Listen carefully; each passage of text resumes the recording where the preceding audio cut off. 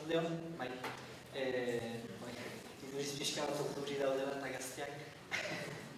Behar bada Tolosakoek bautez zertxo bait prestatua, behar bada horretatik hasiko gira eta gero galderak edo bali maitu zuen isaiatuko nahi zerkehezketa bat osatzen hemen. Usteko ze bizitben duten horako truke xorragarriarekin. Eta hasi da sai.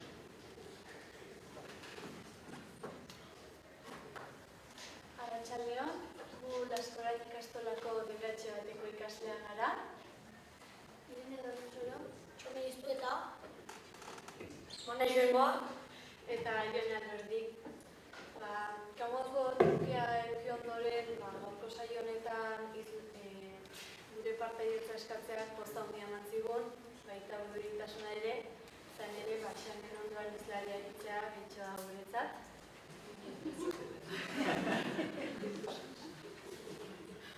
Baina lotxak alde batera utzita, gure iritziak aldik eta hobenak irazten saiatuko gara. Horrela gure bizipenak kontatu eta zerbaitetan egun badezakegu, asko hobeto. nola ikusi dugu Euskara iparraldean? Hori da guk elkarrekin erantzun dugun galdera. Gaia lantzen hasi ginenen, lehenengo idea zaparra bat egin, eta gero galdetegi txukun bat prestatu eta gure ikaskidei banatzen ginen. Emaitza bildu genituen eta ondoren nagusiak dira hona ekarri ditugunak. Horrela, gure iritzi pertsonalaz gainera ikuspegi zabalago bat emateko asmoz. Eta bukatzeko ikusita gure inguruko errealitatea euskaldunagoa zela kanpo eta kanpo inguruko da baino pentsatu genuen galdera sorta bat genezakela. Zenbatean ezagutzen da euskara kanpo inguru horretan, ikastolara dozen ikasleen familietan. Gazteak lagun artean da ikasketetan ondo moldatzen dira euskaraz eta zaitasuna dituztenak gutxiago dira, beraz txukun. Bestalde, zenbatean ikusten entzuten da euskara kanpoaldeko kaletan?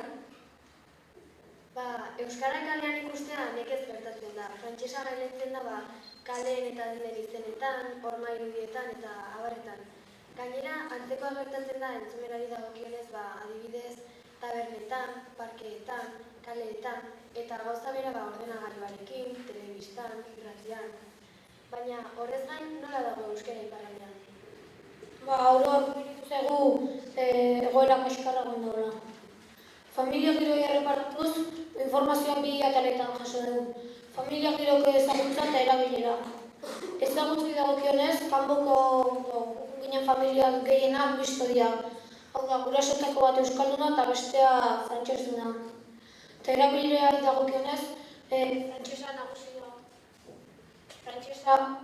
frantsesa nagusi da familiako kideen artean, nahiz eta seme-alabak elkarren artean euskaraz hitz egiten. Esan dezakegu, trukaketa hau ona edo erabilgarri izan dela familia frantsesdunentzat, ze gukinetan gabe euskaraz hitz egiten nahi zen eta praktikatzeko moduetak zaien. Hala ere tamalez, gaztek euren artean beti gehienetan frantsesez beti. Ikusitakoak ikusita eta gure zatia bukatzeko, aholku sorta bat prestatu dugu, iparraldean euskarak aurrera egin dezan neurri batean behintzat. Zer egin dezake jendeak bere euskarak gehiago erabiltzeko eta hobetzeko? Estrategia hau jarri beharko nuke praktikan.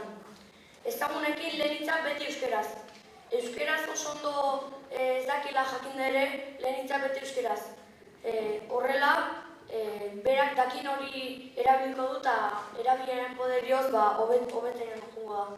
Gainera, hitz egiteko zaitasuna edukitzeak ez du esan nahi guri ulertuko ez dugunek. Hortaz, zilegi da euskaraz aritzea eta bera erdaraz. Horrela, elkarrizketa elebiduna gozatzen ariko binateke.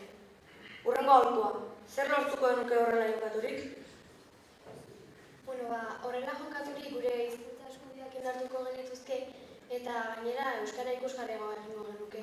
Hiztunon esku baitago zenbaterainoko garrantzia ematen diogun euskaraz aritzeari. Eta lehenik euskal hiztunok hasi behar dugu euskara indartzen eta guk egin behar dugu hizkuntza ikusgarri. Bestela nola animatuko bestek hizkuntza ikasteak guk ez baden beronitzen. Beste aholku bat. Ezagunekin esan duen bestela, lehenengo hitza euskarazkoa bada ezagunekin nolakoa izan beharko luke. Ez ezagunekin lehenengo hitza euskaraz, zeguk igual aurre suposatu ezakegu ez dakir euskaraz eta gero baki. Eta nahiz ez jakin du oso ez jakin, guk lehenengo hitza euskaraz ite badeu, behar sentiarazeko dugu euskara ikasteko. Hurrengo aholkua. Zer egin dezakete gurasoek seme-alabak euskaldutzeko? Gurasoek egin dezaketen gauzetako bat, beraien seme-alabak ikastoletan matrikulatzea da. Ikastolak euskararen babesgunean dira, baian eta bai hemen, baina batez ere iparraldean, izan ere han euskaraz ez da inbeste ikusten. Eta txikitatik ikastolara joateak laguna urte euskalduna bermatzen du. Eta txikitatik goitzen bazaren lagunekin euskaraz hitz egitera horrela egingo duzu beti. Beste aholku bat. Zer egin daiteke eskolaz kanpo euskararen erabilera bultzatzeko? Euskararen erabilera bultzatuko duten ekimen ludiko edo jostagarriak gaztentzat. Lehiaketak, ipuin, bertso, kantu, sketch, bideo, kirol lehiaketa, flash mob, edo zer gauza, eta horrela lortuko nuke gazteak ez lotzea euskara ikasketekin bakarrik, ikastolan bat ikas egiten baita. Ikastolatik kanpore edatu egin behar da euskaraz gauzatzen diren ekintzen sarea. Euskaraz hitz egiten duten gazteen artean harremanak indartu egin behar dira. Eta bide batez, euskaraz hitz egiteko gai ez diren gaztei, euskaraz ez jakinik zerbait ona galtzen ari direlaren sentsazioa sorraraziko diogu. Hurrengo aholkua, zer ondorio lor ditzakegu hegoaldeko eta iparraldeko harremanak sendotuz. Hegoaldeko eta iparraldeko gazten harremanak sendotuz, iparraldeko hainbat gazteek ikusiko dute euskaraz bizitzea litekeena dela eta badela euskaraz bizitzen jendea. Gainera, euskara aukera paregabea dela kultura desberdinetako lagunak egiteko eta baita Euskal Herria hobeto ezagutzeko. Askotan atzerrikoa eta estatukoa ezagutzen ditugulako, baina ez bertakoa. Eta kanpokoa ezagutzea ondo dago, baina bertakoa ere garrantzitsua da eta ondo etortzen da ezagutzea. Gainera, hainbat pertsonen sentsazioa da, gure artean muga politiko bat dagoelako, hainbat toki daudenak baina urrunago daudela eta askotan ez da horrela. Adibidez, hemendik Baionara 80 kilometro besterik ez daude eta Gasteizera 87 eta askok esango lukete Gasteiz askoz gertuago dagoela eta dena muga politiko horrengatik da. Beste aholku bat. Zer egin dezakete gurasoek euskarari eusteko? Gurasoak euskaraz egiten alagin hori beharko lukea, ze guan gutena kontatu ginen, igual guraso bat edo zeinekin euskaraz izanen hitz baten trabatze bazan, zuzen frantsesa jotzezun, eta jandik aurrera esaldia edo elkarrizketa frantsesa jotzezun. Horren komenigarri izango litzateke hitzo edo frantsesa esatea, baina gero euskara bultatzea. Azken aholkua, zer egiteke merkataritzan euskara ikusgarria bat? Merkataritzan egin daitekeen gauzetako bat, euskaraz dagoen zerbitzua hautatzea lehen. Euskara ez da ofiziala iparraldean, dena dakigun bezala. Eta gaur edo biak hori gerta dadin edo ofiziala izan dadin, jendeari ikusgarriagoa egin behar da euskara gizartean. Hori lortzeko aukeretako bat izan daiteke merkataritzan baldintza beretan dabilen eta euskaraz erakusten den zerbitzua hautatzea. Hauxe izan da dena. Guk horrela ikusi euskara kanpo aldean. Mila esker.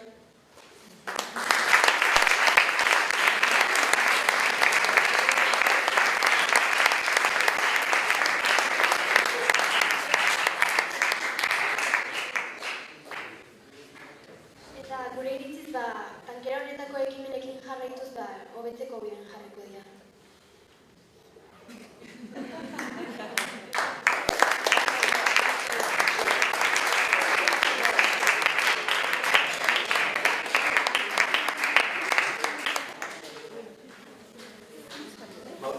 Galdera nahi bat duzuen Tolosako ikasleren egiteko.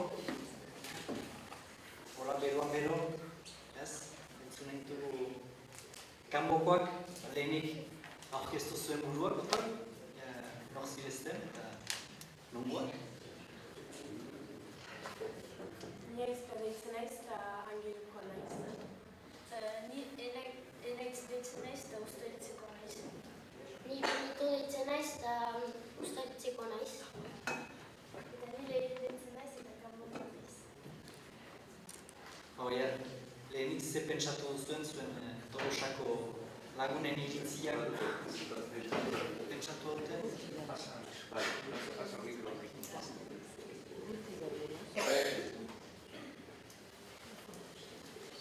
Nola ematen dugu euskara iparraldean? Euskara iparraldean frantsesa entzuten dugu gehiago. Hiri handietan gehienek frantsesez mintzatzen dira gainera, adibidez Baiona eta Angelu. Baina hiri txipietan gehiago euskaraz aritzen gira.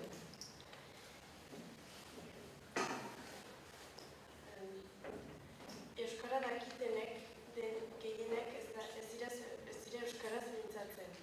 Beraz, gutxiago aritzen dira euskaraz. Eta iparraldean, igoaldean baino gutxiago mintzatzen girela atzematen dugu. Euskara iparraldean jabatzen duena. Iparraldea, Frantziako estatuan kokatzen denez, frantsesa dugu hizkuntza ofiziala. Eta familietan batzutan frantsesak dira eta gure lagunak ere. Beraz, euskaraz mintzatzeko zailtasunak ditugu. Beraz, nik esplikatuko izut etxean nola euskara erabilia den. Beraz, jende talde handi batentzat euskara etxean ez da erabiltzen. Hori gertatzen da gehienetan bi gurasoek ez dakitelarik euskara mintzatzen, beraz familiak ez du ohitura hartzen euskaraz mintzatzetik. Baina, ere, gurasoetako batek dakienean euskaraz mintzatzen, familiak indar bat egiten du euskara mailan. Adibidez, leheno euskaraz akiten gurasoak zituzten beren aurrak ikastolan emaiten. Beraz, denak aire hartzetan eta euskaraz mintzo ziren. Aldiz, orain guraso haintzek euskara ez balin badakite, alere beren aurra emaiten dute ikastolan. Beraz, aire hartzeetan, lagunen artean eta hola, frantsesa edo erdararak lehantzen dira. Horrek ez du egan nahi denak erdaraz mintzo direla iparraldean, alere parte bat euskaraz mintzo da lagunen artean eta aktivitateetan. Eta euskara laguntzeko edo euskara ez galtzeko guk egin dezakeguna da euskaraz mintzatu eta beste irakatsi edo transmititu, aekak edo saskak egiten duen bezala.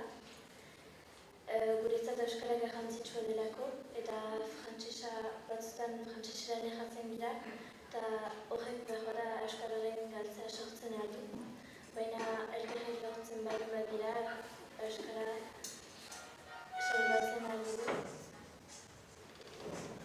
Eta nik azkenik hitz eginen dizuet egoaldeko euskaraz. Eta haiek etorri zirelarik gure etxera. Guk deia atxeman ginuen haien euskara bitxia edo desberdina zela. Haiek espainoleko hitzak erabiltzen zituztelako eta guk frantsesekoak, ahizpak jantzuen bezala. Eta haiek ere batua erabiltzen dute.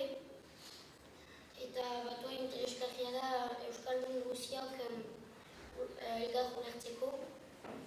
Eta ere atxematen dugu iparraldean euskara gutxo erabiltzen dira hegoaldean baino. Eta hegoaldean euskara aberatsua delako eta gehiago erabiltzen delako. Hala bukatu dugu, esker.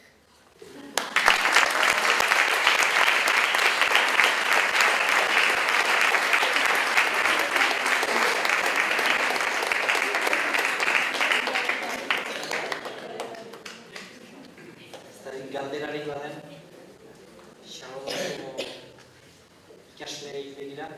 Nahi bakarrik galdera bat, ez baituzu esobera aipatu, hemengo giroaz eta zei duritu zaizue Tolosako giroaz eta karrikan eta pentsatzen dibili zaretela atzotik eta zei duritu zaizuen gure ingurumenari edo errealitateari konparatuz ze giro beren karrikan eta Euskara maila edo... Horoko jaki bai. Ja Euskara egan duzu ez gehiago entzuten zela, baina gero beste desberdintasunik ikusi duzuen. Bada, jende...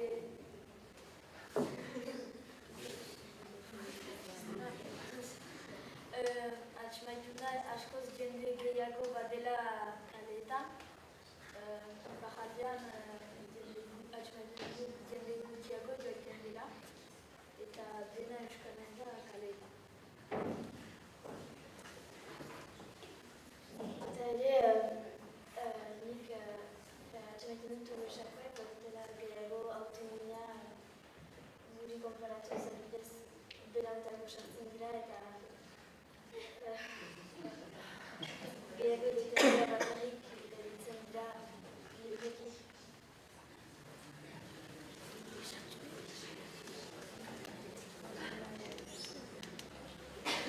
Galderari baden, bestela, ez? Publikoan? Ez? Libratzen ditugu edo, bai?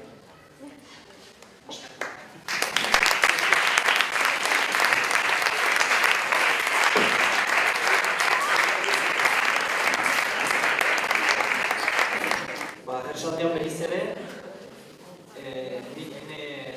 zatia den bezala nahiko nuke aski labur izan dadin ere, animatzen zareten gero alderak eta pausatzen. Hori baitzai beti interesgarria jendea ezagutzea eta horiekin jokatzea eta horien sentipenak eta horiki sakonago eta ezagutzea. Ni enetako berezia da Tolosan izaitea gaur hemen. Nik lan hau ofizio hau hartu dutanetik, Tolosa eta Laskurain ikastola izan dira agurik bahar, eta mintxe nago nik gaur. Iparaldeaz mintzatzen, eta gure iparriko konstelazio horretan, nahi nuke bereziki eskertu Elena Baraibar. Arnitzen horitz, eman baitit, niri personalki.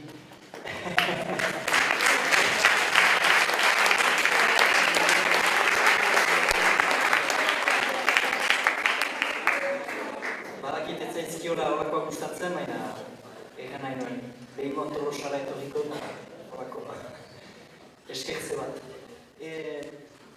Ni Urepele Salvadorrenean hazia naiz, Baxenafarroko mendi txoko hartan, eta pentsa daiteke nire euskaltasuna zorrotala aitatxiren bertsoei.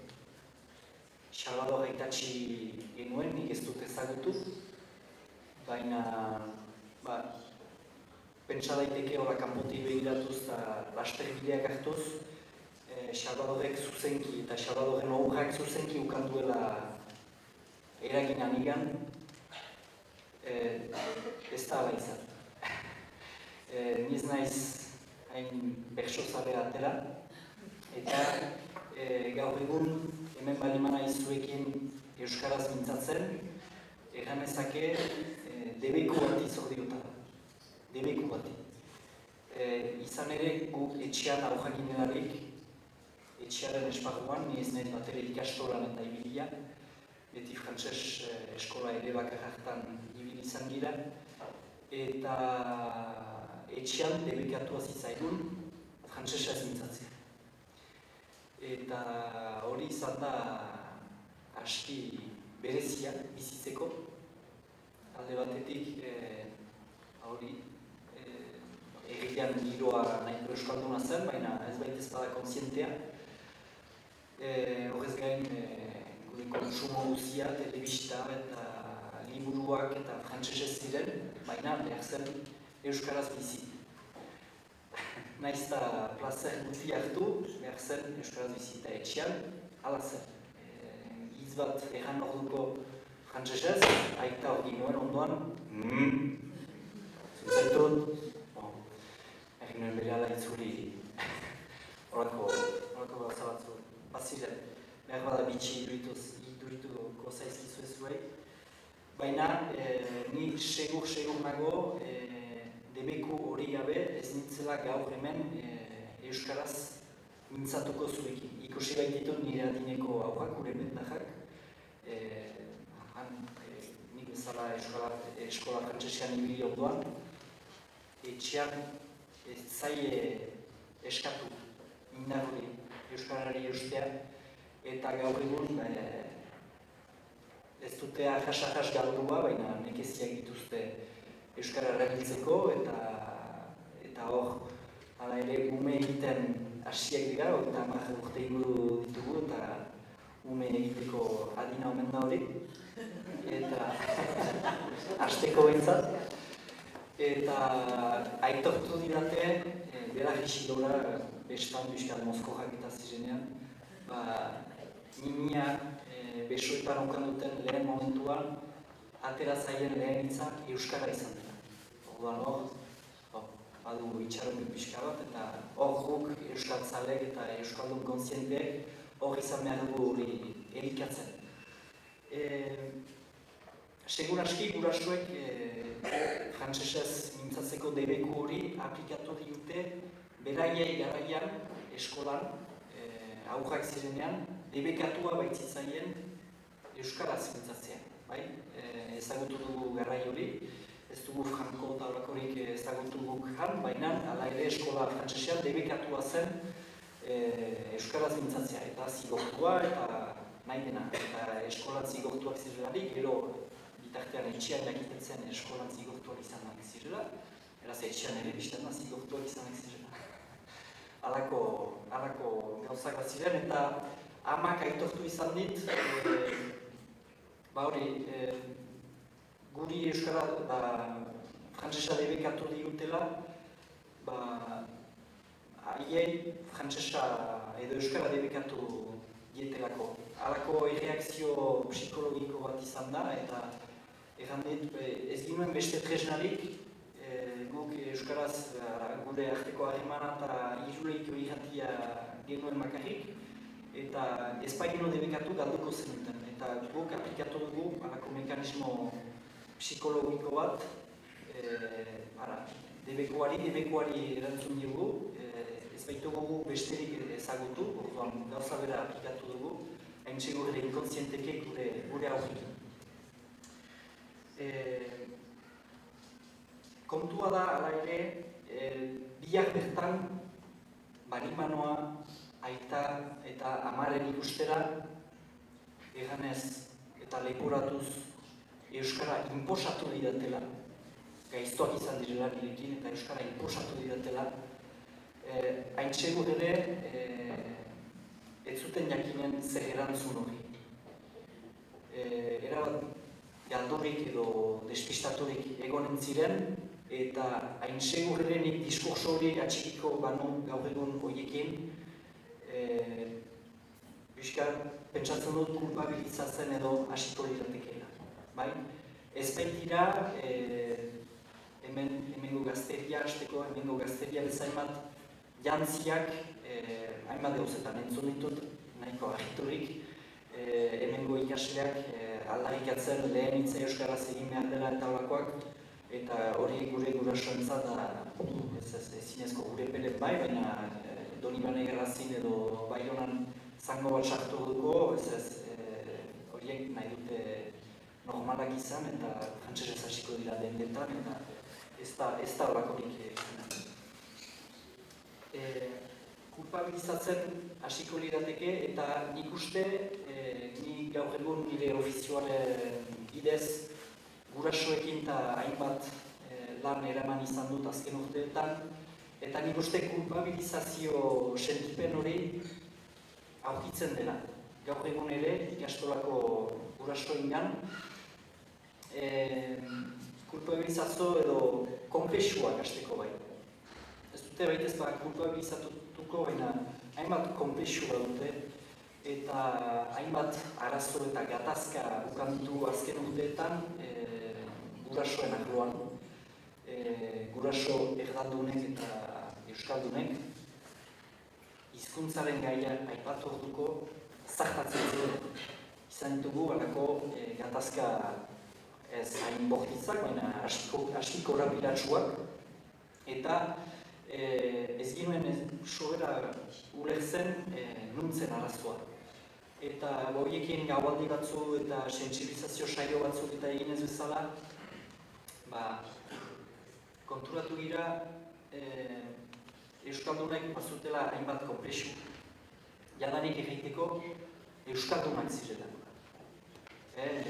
Bada alako, ez dakit gauko belaunaldietan nola den txuxen, baina guraso batzuen eta belaunaldietan oraindik badago euskaldun izaitearen ez asumitze hori. Eta nabaritu izan dugu ere ikastola aurkezteko mementoan ere, hemendik ateratzen dira euskaldun ala elebidun, hori betiko eztabaida izan da azken urteetan sehaskan, nola saldu behar zen gure produktua, jendea beldurtu gabe, eta hainbat gauzetan nahasi izan gira, eta hasteko segur da euskaltasun hitz hori edo euskaldun izaite horrekin harako nekeziak ukan ditugula. Asumitzeko hasteko bai. Hori izan dadin gurasoengan eta baita irakasleen.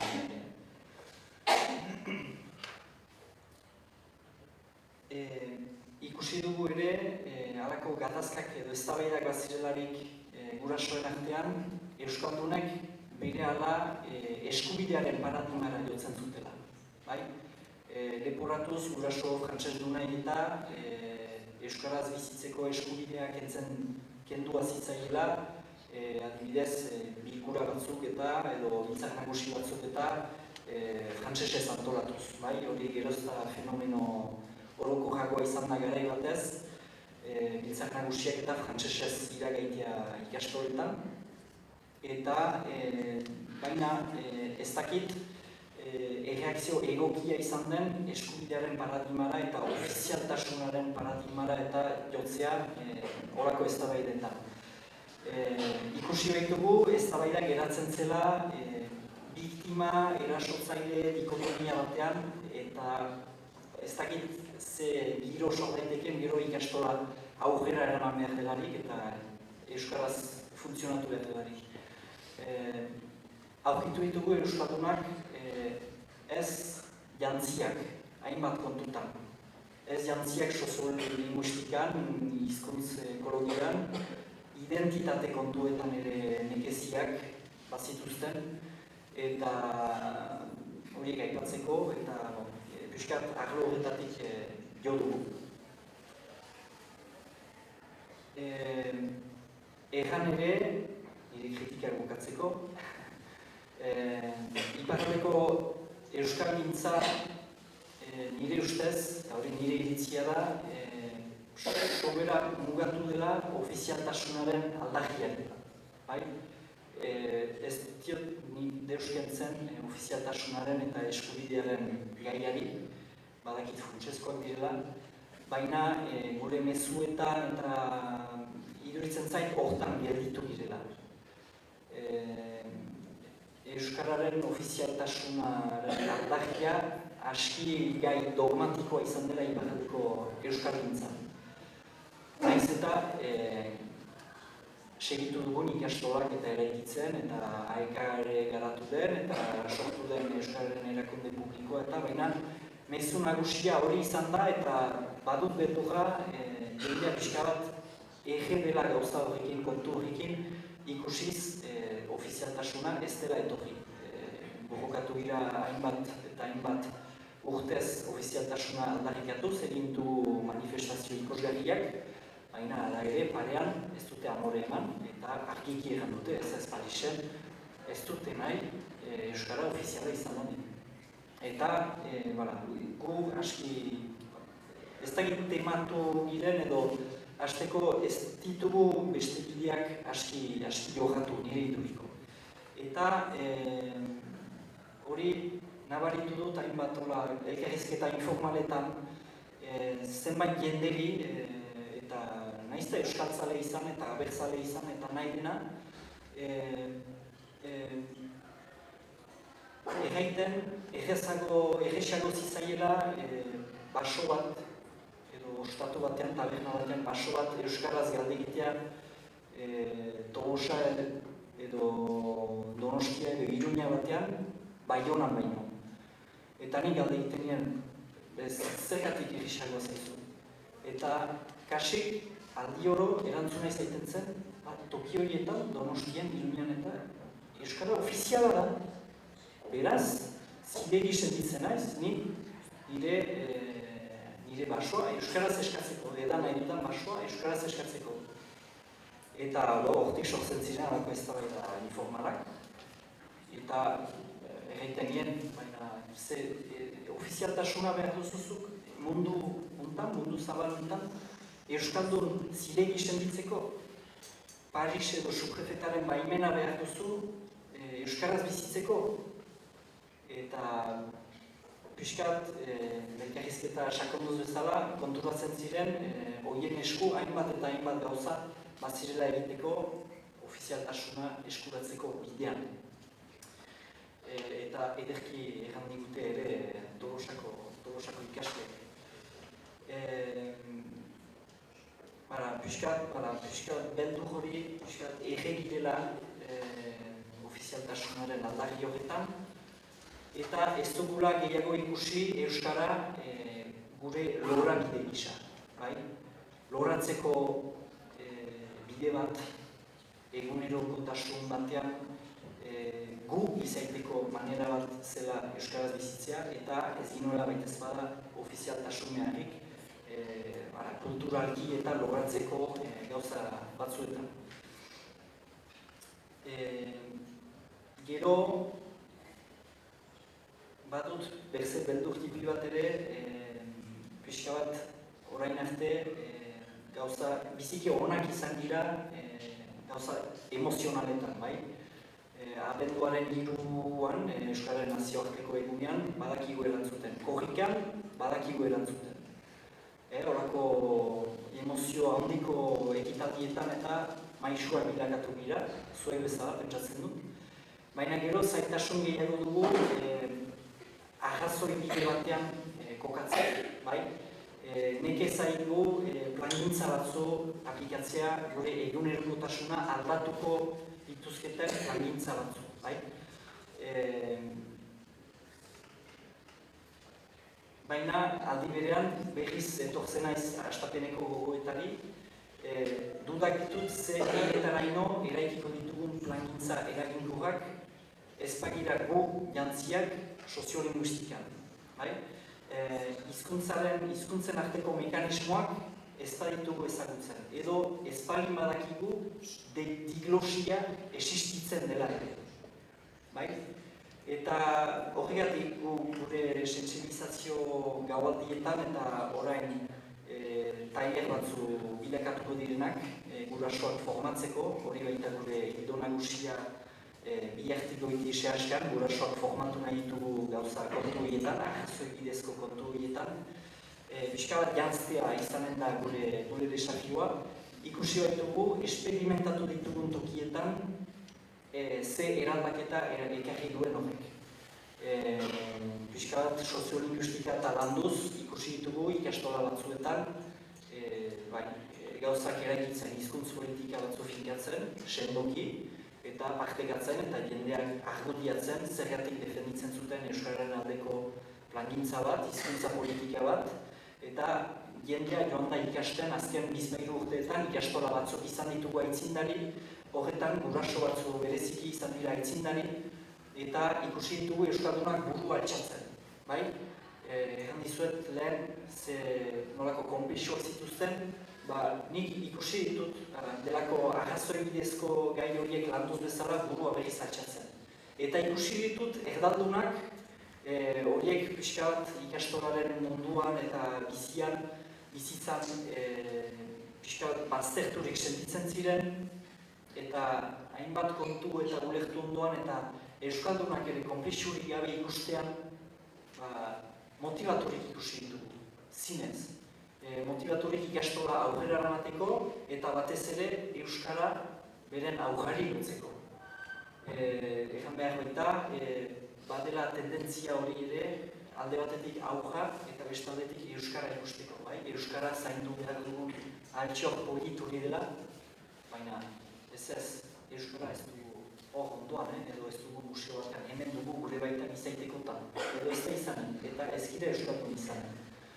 Eta horako kontuak pixkat berriz bideratzen aritu izan gira eta hortan segitzeko asmoa dugu ikusiz nolako balorazio onak ditugun eta ekarpen onak ere bai. Ikusi ditugu ere guraso erlandunak euskara ikasten. Badugu orain lau edo bost urte izanen bat badugula sehaska eta aekaren artean,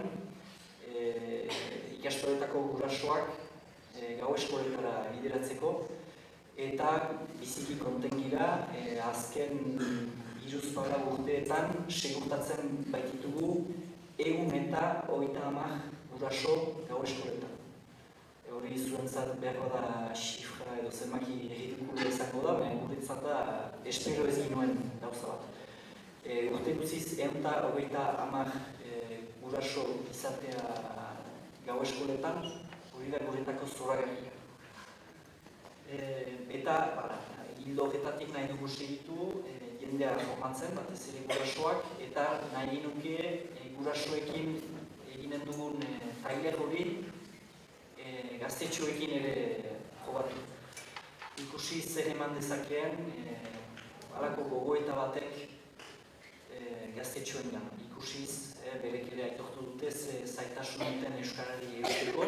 Noski ingurumena ez dute bat ere errisa, baina hala ere ikusi gogoetatu zer den horien esku eta holako kontuak. Hasteko euskaldunen autoestimu kolektiboa lantzea funtsezkoa izanen baita.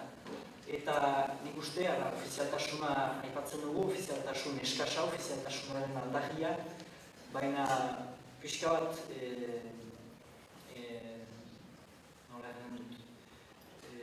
bide bakar hori beste bide batzu aurkitu bagenizkio azken urteetan, euskalgintzak ez balitz halako bide tematu batean egon ofizialtasunaren aldagiarekin.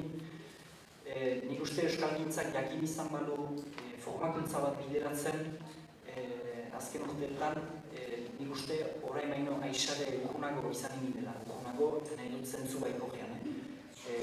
Gure inguruko jendeak eta formatzen eta plangintzak eta hizkuntz politikak eta batez ere hizkuntz proiektuak sustapenarekin, animazioekin, sensibilizazioarekin nik uste gauzak aitzinago izanen zirela. Baina, badirudi, baditutu jartzen batzu Euskal Konfederaziotik eta badirudi horako gauza batzuen planteatzen hasiak direla. Euskalgintza formatzeaz gain, nik faltan botatzen dut egin mugimenduetako beste arloak ere hizkuntzaren eta soziolinguistikako gauza horietan janztea.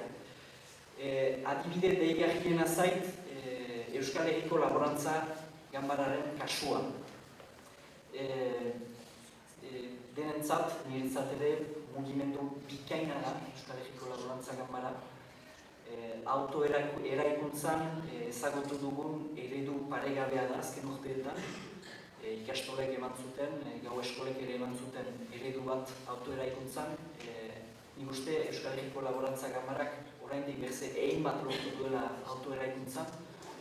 Kasik instituzio bat sortu baitu urte gutiz, biziki urte gutiz. Baina, hala ere aitortu behar eta hango arduradunek ere aitortu izan digute. Euskal Herriko Laborantza Ganbararen jarduera nagusiki frantsesez dela. Frantsesez da.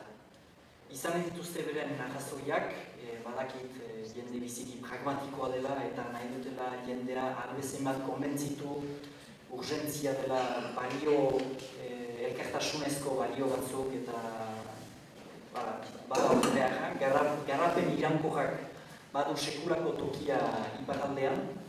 Euskal Herriko Laborantza Ganbararen mugimenduaren ildotik, baina noizbait euskalgintzak erran beharko du Euskal Herriko Laborantza Ganbarari ez duela sekula garapen iraunkor osorik lortuko Euskarari ez badio toki zentrala ematen.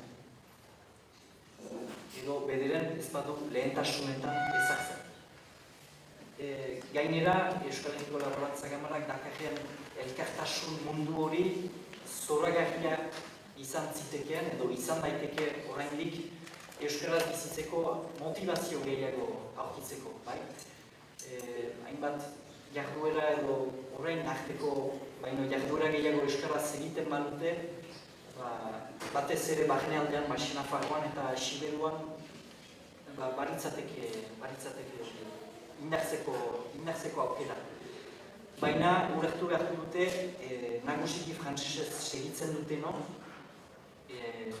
euskarari funtzioak kentzen dituztela, eta oraindik prestigio gehiago ematen frantsesak. Hori nik uste ez duten baitez bada denek argi, eta nik uste frantsesak baduen nahiko prestigioa, ez duela bat ere gure beharrik jakinez Euskal Herriko Laborantza Ganbaran jendea euskalduna dela, zuek eta ni bezala jendea euskalduna da, baina konbentzitzeko arrazoi horietan eta gero egunerokotasunak ere eramanik, frantsesa da zaila nagusitzen. Erran dut frantsesak bazuela sekulako prestigioa, eta nahiko nuke bakarrik azperimajatu guk ez dugula Espainia parean. Guk bat dugula La France, dotore eta irromantikoa. Eta ez dugula Frantzia parean soilik, gure baitan ere dugula. Sarkozy edo Valls bezalako mamuak ez ditugunean parean, ez dakit. Frantziak eskaintzen duen egoera soziokulturala nahiko atsegina da bizitzeko. Baditu bere abantailak eta nik uste jendeak hortan pozik den. Baina erran nahi dut ere prestigio handikoa dela mendebaldeko mundu globalizatu honetan Frantziak baitu beti berezitasunaren figura. Erresistentea, alternatiba da, salbuespen kulturala zaintzen du. Eta horren aurka joitea biziki zaila da. Gainera, republikanoak dira eta demokratak, eta badakite beti horrekin jokatzen. Eta horren aurka joitea biziki zaila da. Eta pentsa testu inguru horretan gure hautetsiek ze sentipen garatzen duten beren funtzioak eta akzen dituztelarik ez dira nok nahi. Hala ere, azpimarratu nahi dut, gaur egun zorionez ez dela politikaririk euskararen kontra publikoki agertzen. Noski, izanen du bakoitzak bere arrazoia, demagogikoa edo ez, baina ziburuko auzapeza ere, gipuru, bere egiko ikastolaren garapena trabatu du, sokzea trabatu du, baina prentsa ongi irakurtzen bari baduzue, euskararen kontra ez da agertu. Ez du erran euskararen kontra naiz, noski bere koherentzia eskasa agerian utzi du, erran ez naiz euskararen kontra, baina ikastola oztopatzen dut. Baina ez da bera ere, gura dugu nik uste gaur egun iparraldeko mamurik itxusiena gure egunerokotasunean, eta bera ere ez da osatzen euskararen kontra joitea.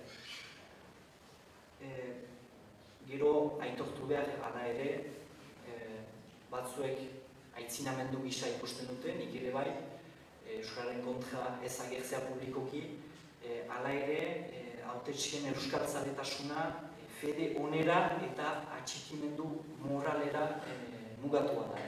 Hori ukan dezagunak. Eta badakit euskara teknikariak, udaletxeetako eta euskara teknikariak desesperatzen direla, nahi dutelarik hizkuntza politika bat planteatu hautetsiekin. ez dute inok barean, eta erraiten dute, hautetsiak ere ez ditugu formatuak. Ez ditugu formatuak horretan. Guk badugu oinarrizko formakuntza zerbait, euskara teknikari gisa, baina hautetsiak ez gaituzte ulertzen. Ez baitute gure formakuntza bera. Eta zarako dekalazak sortzen dira, eta hor ere azpimarratzen dute beraiek ere formakuntzaren beharra. Ez da bakarrik sehaskako edo euskal gintzan behar den formakuntza, behar da egin mugimenduetan eta baita hautetsietan eskas nabaritzen dugu formakuntza bat. Hor banuke euskararen erakunde publikoak egitekoa, teknikari biziki onak ditu horretarako, baina egin mugimendutik begiratuta euskararen erakunde publikoaren norabideak aski lausoak agertzen zaizkigu. Ahal guti dute eta geroa ez dute bermatua. Euskararen erakunde publikoak badu 3 urtetako kontratua eta 3 urteren buruan beti dago zalantzan gure instituzio publikoak, euskara lantzen duen instituzio publikoak segituko duen edo ez. Beraz, 3 urtetatik egiten dira denak zain, bai Frantziak bere baimena emanen duen erakunde hori segida emaiteko edo ez. Alta, erakunde eta egin mugimenduek mahai inguruan jarri beharko dugu noizbait hizkuntzaren inguruko puntuak aipatzeko eta batez ere aisialdiaz gogoetatzeko. Hor, guk egin mugimenduan baitugu ideiak, badugu gogoa, eta instituzioek nahi ala ez badute dirua eta eragina. Beraz, elkarrekin kombinatuz, atera daiteke koktel aski interesgarria hortik, batez ere ikusiz ze gabeziak dauden gaurko egunean euskarazko aisialdian. Eta funtsezkoa izan da, azken bizpahiru urteetan bertso eskolek ezagutu duten garapen ikusgarria iparraldean. Ideki dira, berretxikoak bezala ikusi ditugu pusatzen denetan, eta horrek azpimarratzen du euskarazko aisialdian bai gurasoek, bai aurrek, gaztetxoek gauzak falta botatzen dituztela arlo horretan. Eta bertsolaritzak duen prestigioarekin bermatua dela euskarazko aisialdi baten abiapuntu interesgarria. Itxarropena ematen dugu. Eta badugu adibide konkretu bat hautetsien gana ere joaiteko, begira bertso eskolak nola garatu diren beharra hor dago. Eta beharra bezalakorik badakizuen nik bezain bat ez dela. Haunitzetan azpimarratzen dugu nahiarena, baina beharrarena kontutan hartzea funtsezkoa da. Batez ere kulturak loan hori Aiton Lukuk bizigiuntzan azpimarratzen du, kulturari beharraren alderdia kentzen bali baduzu, kultura sartzen duzu alako bolidoge isolatu batean, alako kultura pedante batean, herritarrek ez dutena sekula berenganatuko. Eta gu, iparraldean bizi dugun egoeran, kultura pedante hori edo debalde hori, ez dugu baimentzen argumentua bakarrik hortara bideratzera. Gure kulturgintzak errikoia izan behar du. Batez ere ikusiz gure amateurgintzak iparraldean izan dadin kantuan, dantzan, antzerkian eta orain berrikiago bertsogintzan ere ze potentzia duen. Hor dugu mamina eta beharko dugu baliatu. Jendea presta Siberuan dantza eskolak lepo beteak dira. Ez dituzte baitez bada klaseak beti euskaraz ematen, baina bada atxikimendu hori. Eta bada herrian parte hartzeko atxikimendu hori. Ekialdean gainera, badakit hemen ere inauteriek dutela beren garrantzia, ekialdean, Siberuan batez ere eta gerozta gehiago Baixena Farroan ere, inauteriek badute beren tokia. Maskaradak dira Siberuko iauteriak. Eta iauteriak dira ekialdean behintzat, aur mundutik helduen mundura pasatzen den errituala. Eta erritual hori gaztetxo baten bizian, munduan, funtsezkoa da. Funtsezkoa da, erritual hori pasatzea, Sibiruan gauza biziki sakratua da, baina ulertu beharko dugu, erritual horrek euskaraz beharko dugu izan. Eta euskaraz bakarrik. Hor dira euskarazko arnasgunean beharrak. Hor ditugu eskupean, euskarazko arnasgune horiek, eraikiak dira duela aspaldi, eta horiek beharko ditugu ustiatu. Bai? Jendeak ikuste, naizta ez den mundu osoa ikastolan ibilki, Baxenafarroan hasteko gazte gehienek euskara ulertzen dute. Eta gai dira euskarazko dantza klase bat segitzeko. Hori, helduen konplexuak dira, eta behar ditugu jarrera horiek landu. Helduen jarrerak landu, beldurri gabe eskainitzaten beren klaseak euskaraz. Ez zaiela deus gertatuko. Eta edo zerbait gertatzen dutan ere, behar bada aurrean dituzten gaztetxoak euskaraz hasiko direla. Euskaraz hasiko direla beraien artean, eta euskaraz hasiko direla helduekin ere bai. Eta hori gaztetxoen adinean, beren nortasuna, identitatea eraikitzen ari diren memento horretan euskarazko aisialdiak izanen du bere garrantzia.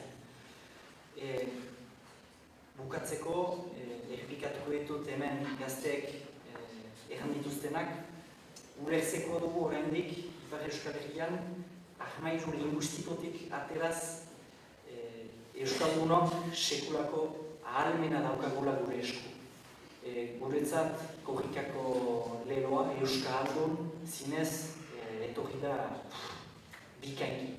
Oraintzen mementoa eta jendeak horretaz gogoetatzeko eta batez ere korrika urreperetik abiatu delarik eta hori izan da aski ikusgarria. Nik parte hartzen dut Urepelgo adur euskara elkartean eta hor korrika pasatu behi denez, erran digute hori izan da zuen lorpenik ikusgarriena. Korrika Urepelera ekarraztea. Behar bada bai izan da lorpen ikusgarria. Baina nik gogoan ditut korrika aitzin bizi izan ditugun jarrera aldaketak.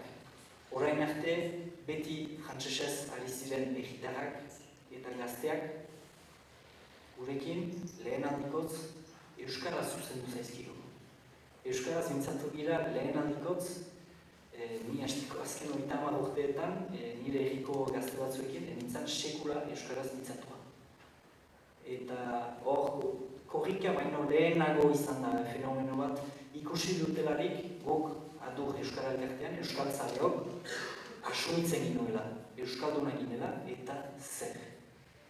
Eta hastapenean gure kontra ziren, gure elkartearen kontra ziren, bigarren urtean mozkorrak zirelarik eta hasi ziren xuxurlatzen, sekulako konplexuak ditugu euskaraz mintzatzeko eta lagunduko gaituzu eta dudarik gabe gu hor gaituzue laguntzeko. Eta da horrein, gurekin euskaraz ari dira. Horien artean ez dira horrein euskaraz ari, gurekin behintzat euskaraz ari dira eta poniki aurrak ukaiten ari dira eta metastapenean ikusiko ze portaera aukanen duten aurrekin. Eta azken gauza bat, azpimarratzeko iparraldean ulertu behar dugu ofizialtasunak euskaltasuna ez duela baimentzen, baizik eta sostengatzen. Hori euskaldun izaitearen baimena gure baitan dugu eta segitzagun aintzina. Mila esker.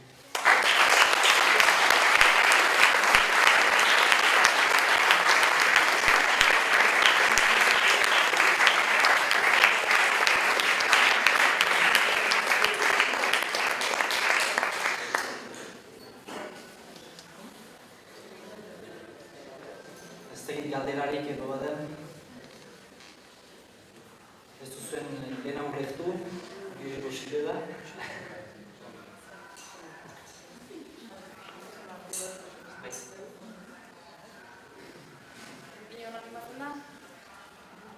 Hasteko nik bakarrik egan, loriaturik, argiturik, zoraturik nagora inbeste gazte ikusteaz, horako mintzaldi batean, beraz.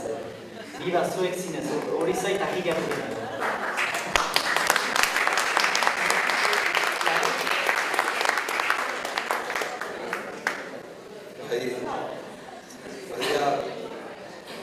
Iparraldeko eta hegoaldekoen arteko harremanetaz mintzatu dira ere, eta badira hainbat sailetan harreman horiek, adibidez ikastolen artean, pertsonarien artean, eta beste hainbat egietan. Eta nola ikusten dituzu horiek, eta beste ze harreman duten. Errengadoa funtsezkoak ikusten dituztala trukaketa horiek, batez ere ikastolaren egineko trukaketa horiek. Horako trukaketetan hainbat gauza behematuak baitira. Euskararen erabilpena behematua da. Ez da ikasleen iberetik ibiltze beharrik, edo usai emaino gutiago binturaz.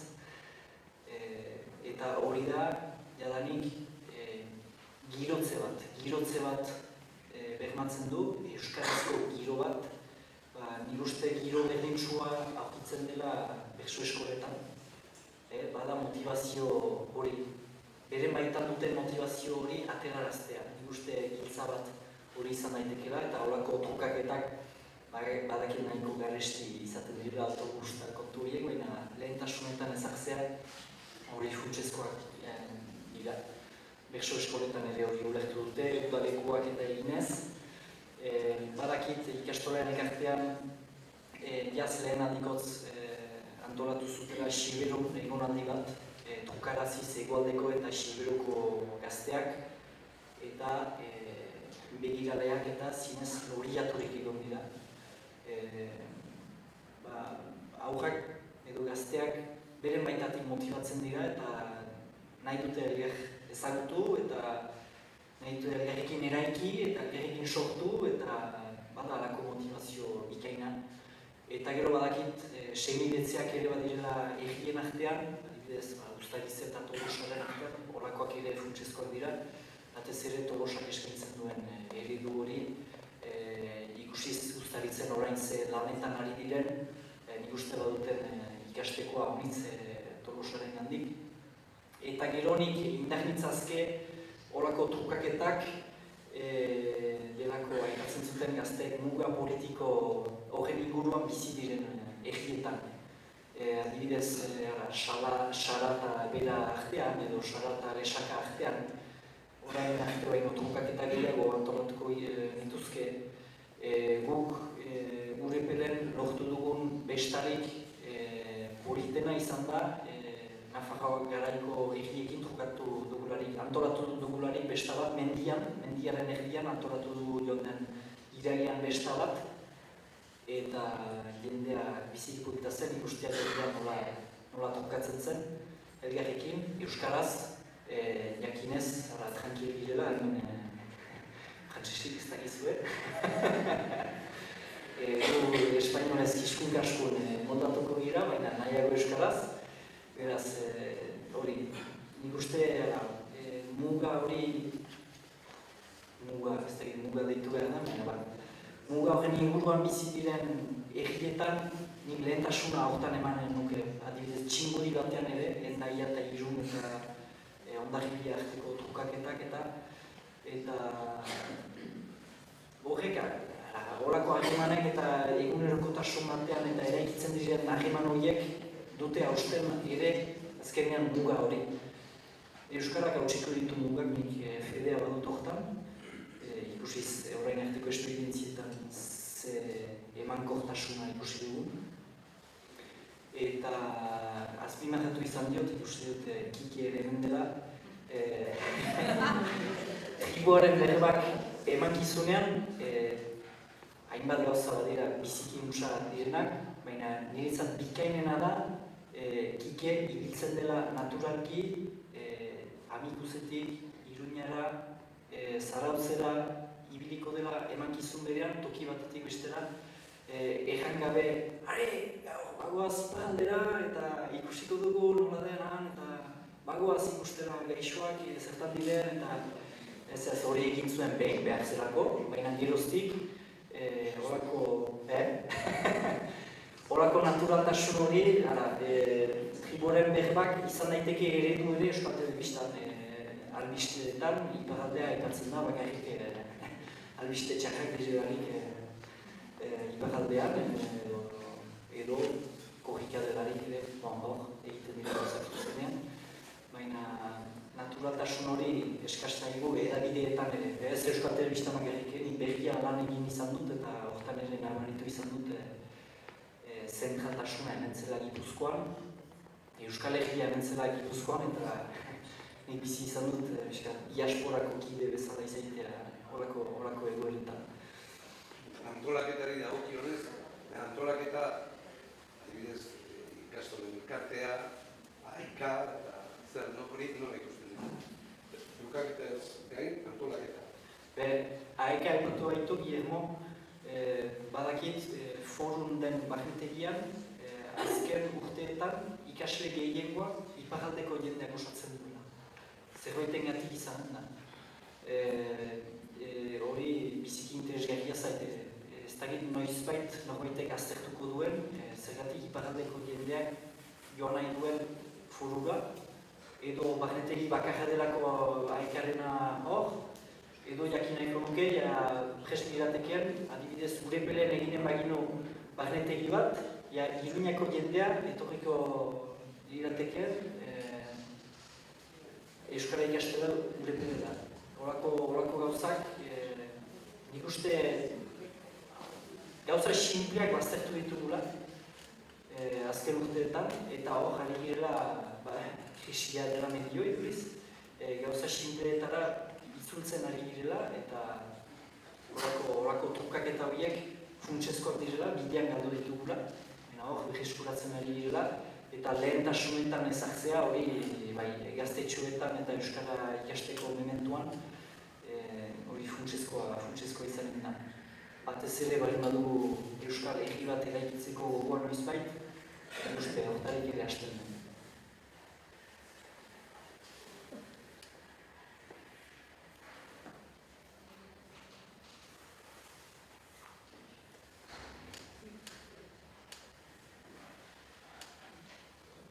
Egan ez, bali mazir ez da ados eta nik nire iritziak bota ditut, ez du egan nahi egia dutela, ene iritziak dira, eta ene zalantzak. Gauzatxo, harremanetarako, nik uste batzutan, badagoen oztopak ulergarritasunaren aldetik, eta batzuetan denoi eta iparraldea ezagutzen ez duen jendearentzat oztopa izaten dara, ulertuko dut edo ulertuko naute ez. Orduan bezakit horrelako trukaketetan, bai ikastoletan, ikastetxetan edo, ezote ditzateken oso ondo, esplikatzea esate baterako egoaldean, iparraldeko gazteak ez dutela ligatzen. Eta ez dutela kondoirik erabiltzen. Eta ez daukatela mobilik. Eta orduan, esplikatzea zer daukaten eta zer egiten duten, ez? Horrek erraztuko lukela bakit ez dara pedagogiko oso korrektoa oso interesantzari izateko. Edo, azaltzen denean, antzera horretzen da, eta ez dakiten. Uste horrek lagunduko lukela ez dut. Han dragatzen dutenean zertan nahi ez dira logikenak, ez dira. Gero, suposatzen dut horako gaiak dituztela aipatzen beren elkarrizketa informaletan helduak pixkatuko direlarik eta Tolosako eta Xabadoko kanpoko ikasleek ze gai aipatzen duten, baina ikunuke jakin. Bizi interesgarria ditaike. Goxokien presioa, eta ikasten goxokien adinean baitira. Gero, beste goxoki batzua gertuko zaizela eta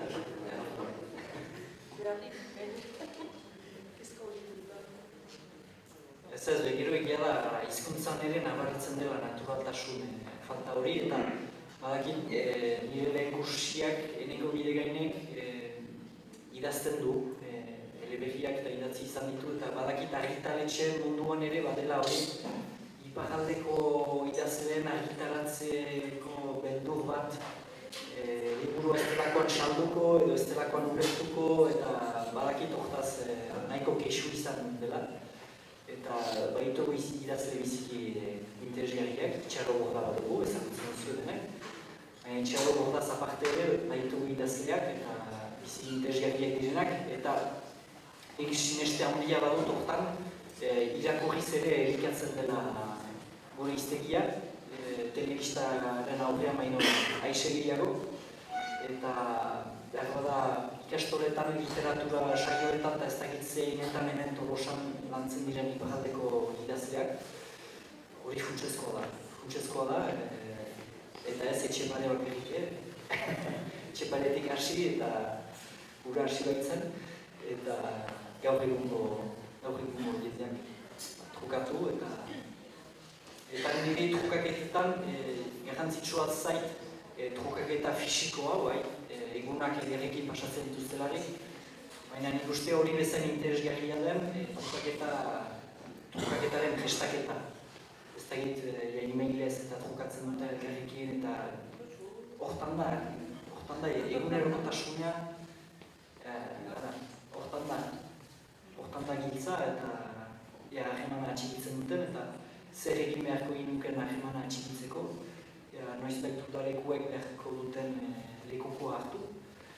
Ikastolak proposatu duen lekuko hori udalekukoak hartzen alduen bere gain eta gero berso eskorek edo gaztetxeek edo hori dena gogoetatzeko ditugu. Hasteko behar dugu erreakzionatu euskaldun gisa eta euskal gintza gisa. Hori uste faltan bota dugula azken urteetan. Hori izan daitekela gintza biziki interesgarria.